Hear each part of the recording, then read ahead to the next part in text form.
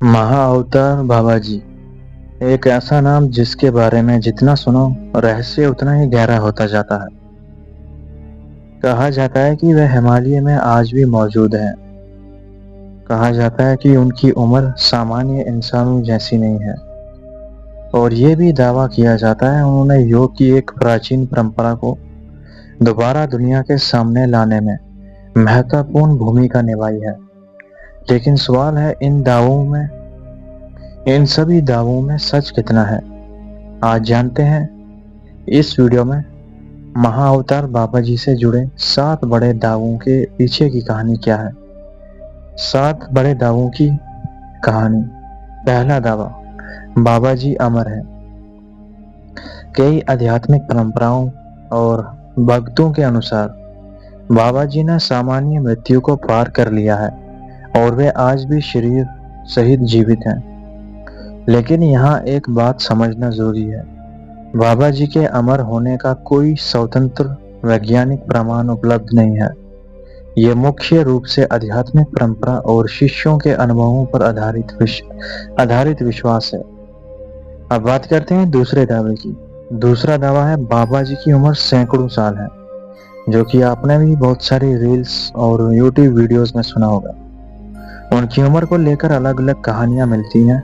कुछ लोग उन्हें कई 100 साल पुराना बताते हैं, लेकिन उनकी जन्म तिथि या वास्तविक उम्र का कोई प्रमाणित ऐतिहासिक रिकॉर्ड हमारे पास नहीं है।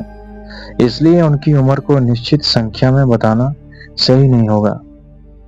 तीसरा दावा है उन्होंने जो उनके शिष्य थे लाड़ी महर्षि, उनको क्रिया योग की शिक्षा दी। ये बाबाजी से जुड़ी सबसे प्रसिद्ध परंपराओं में से एक है। योगानंद के प्रसिद्ध पुस्तक ऑटोबायोग्राफी ऑफ योगा में बताया गया कि महाअवतार बाबाजी ने लाड़ी महर्षि को क्रिया योग की दीक्षा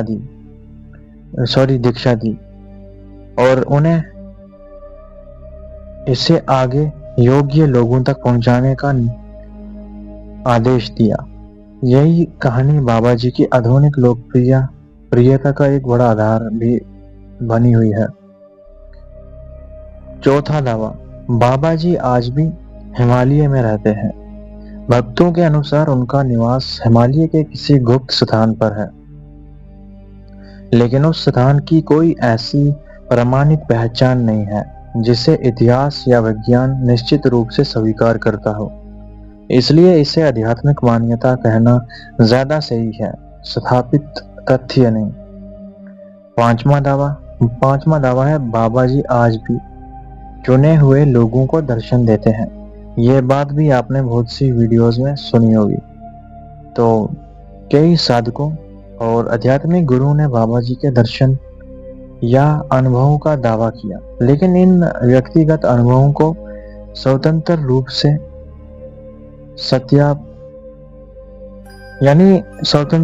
इन्हें सत्यापित करना कठिन है।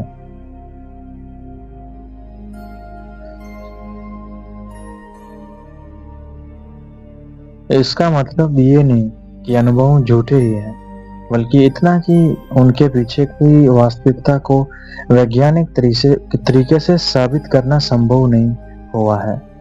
छठा दावा, बाबाजी ने क्रिया योग को दुनिया तक पहुंचाया। यह दावा ऐतिहासिक रूप से एक महत्वपूर्ण परंपरा से जुड़ा है। लाड़ी महर्षि उनके शिष्य परंपरा को और बाद में परमहंस योगानंद के माध्यम से क्रिया योग भारत से बाहर भी प्रसिद्ध हुआ। लेकिन यहाँ भी अलग अलग योग परंपराओं में इसके इतिहास और उत्पत्ति को लेकर अलग अलग दृष्टिकोण मिलते हैं। और 7वां दावा, बाबाजी वास्तव में कौन है, यही सबसे बड़ा रहस्य है।